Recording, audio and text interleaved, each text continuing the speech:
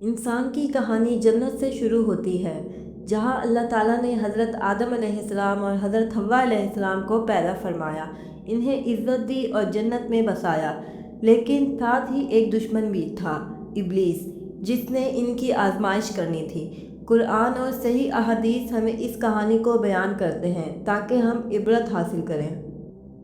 اللہ تعالیٰ قرآن شریف میں فرماتے ہیں، وَقُلْنَا يَا آدَمُ اسْكُنْ أَنْتَ وَزَوْجُكَ الْجَنَّةَ وَكُلَا مِنْهَا رَغَدًا حَيْثُ شِئْتُمَا وَلَا تَقْرَبَا هَٰذِهِ الشَّجَرَةَ فَتَكُونَا مِنَ الظَّالِمِينَ۔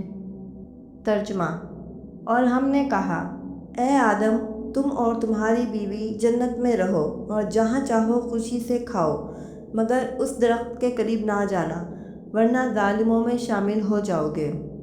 ابلیس نے کہا، فَبِمَا أَغْوَيْتَنِي لَأَقْعُدَنَّ لَهُمْ صِرَاطَكَ الْمُسْتَقِيمَ۔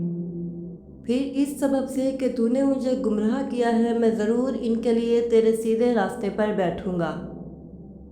قرآن شریف میں فرمایا گیا، فَوَسْوَسَ لَهُمَا الشَّيْطَانُ لِيُبْدِيَ لَهُمَا مَا وُورِيَ عَنْهُمَا مِنْ سَوْآتِهِمَا وَقَالَ مَا نَهَاكُمَا رَبُّكُمَا عَنْ هَٰذِهِ الشَّجَرَةِ إِلَّا أَن تَكُونَا مَلَكَيْنِ أَوْ تَكُونَا مِنَ الْخَالِدِينَ۔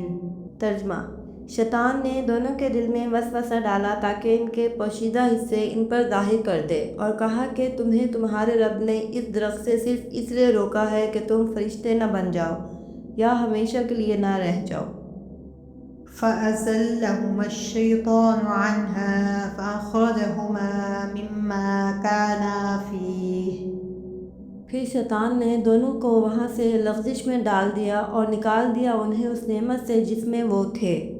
قرآن میں فرمایا گیا، فَلَمَّا ذَاقَا الشَّجَرَةَ بَدَتْ لَهُمَا سَوْآتُهُمَا وَطَفِقَا يَخْصِفَانِ عَلَيْهَا مِن وَرَقِ الْجَنَّةِ۔ ترجمہ: جب دونوں نے اس درخت سے کھا لیا تو ان پر ان کی شرمگاہیں کھل گئی اور وہ جنت کے پتوں سے اپنے آپ کو ڈھانپنے لگے۔ قرآن میں فرمایا گیا، فَتَلَقَّىٰ آدَمُ مِن رَّبِّهِ كَلِمَاتٍ فَتَابَ عَلَيْهِ إِنَّهُ هُوَ التَّوَّابُ الرَّحِيمُ۔ ترجمہ: پھر آدم علیہ السلام نے اپنے رب سے چند کلمات سیکھے اور اللہ تعالیٰ نے ان کی توبہ قبول کر لی۔ بے شک وہی بہت توبہ قبول کرنے والا، نہایت رحم کرنے والا ہے۔ اللہ تعالیٰ نے حضرت آدم علیہ السلام اور حوا علیہ السلام کو وہ الفاظ سکھائے جن کے ذریعے انہوں نے اپنے رب سے مغفرت طلب کی۔ یہی الفاظ انسان کے لیے توبہ کا دروازہ بنے۔ یہ منظر انسانیت کی پہلی دعا اور پہلی مغفرت کی علامت ہے۔ قرآن میں فرمایا گیا، رَبَّنَا ظَلَمْنَا أَنفُسَنَا وَإِن لَّمْ تَغْفِرْ لَنَا وَتَرْحَمْنَا لَنَكُونَنَّ مِنَ الْخَاسِرِينَ۔ ترجمہ: اے ہمارے رب، ہم نے اپنی جانوں پر ظلم کیا، اور اگر تو ہمیں نہ بخشے اور ہم پر رحم نہ کرے تو ہم ضرور خسارہ پانے والوں میں شامل ہو جائیں گے۔ یہ انسان کی پہلی دعا تھی جو قیامت تک ہر گناہگار کی زبان پر جاری رہے گی۔ یہ دعا انسان کی عاجزی اور اللہ کی رحمت کی طلب کی اصل ہے۔ اللہ تعالیٰ قرآن شریف میں فرماتے ہیں، قُلْنَا اهْبِطُوا بَعْضُكُمْ لِبَعْضٍ عَدُوٌّ وَلَكُمْ فِي الْأَرْضِ مُسْتَقَرٌّ وَمَتَاعٌ إِلَىٰ حِينٍ۔ ترجمہ: ہم نے کہا، سب کے سب اتر جاؤ، تم ایک دوسرے کے دشمن ہوگے اور زمین ہی تمہارے لیے ایک وقت تک ٹھکانہ اور فائدے کی جگہ ہوگی۔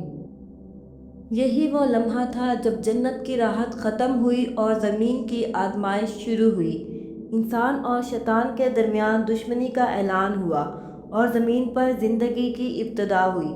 یہی زمین امتحان گاہ ہے اور یہی انسان کی محنت اور توبہ کا میدان۔ مروی ہے کہ حضرت آدم علیہ السلام کو ہندوستان میں اور حضرت حوا کو جدہ یعنی مکہ کے قریب اتارا گیا۔ دونوں کئی سال روتے رہے، پھر عرفات کے میدان میں دوبارہ ملے۔ میدان عرفات کا نام عرفہ اسی وجہ سے رکھا گیا کہ یہاں حضرت آدم علیہ السلام اور حضرت حوا علیہ السلام ایک دوسرے کو پہچان گئے۔ عرفہ کا مطلب ہے پہچاننا، ادراک کرنا اور معرفت حاصل کرنا۔ اسی نسبت سے یہ مقام میدان عرفات کہلاتا ہے جو حج کا رکن اعظم ہے۔ یوں انسانیت کا سفر جنت سے زمین تک آیا۔ یہ کہانی ہمیں یاد دلاتی ہے کہ شیطان ہمیشہ انسان کا دشمن ہے، مگر اللہ کی رحمت توبہ کرنے والوں کے لیے ہمیشہ کھلی رہتی ہے۔ إن الشيطان لكم عدو فاتخذوه عدوا۔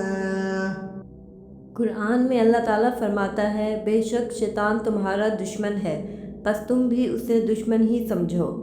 یعنی شیطان انسان کو اللہ کی معرفت، اطاعت اور فلاح سے دور کرنے کی کوشش کرتا ہے، مگر میدان عرفات ہمیں یاد دلاتا ہے کہ اصل کامیابی اپنے رب کو پہچاننے اور شیطان کو حقیقی دشمن جاننے میں ہے۔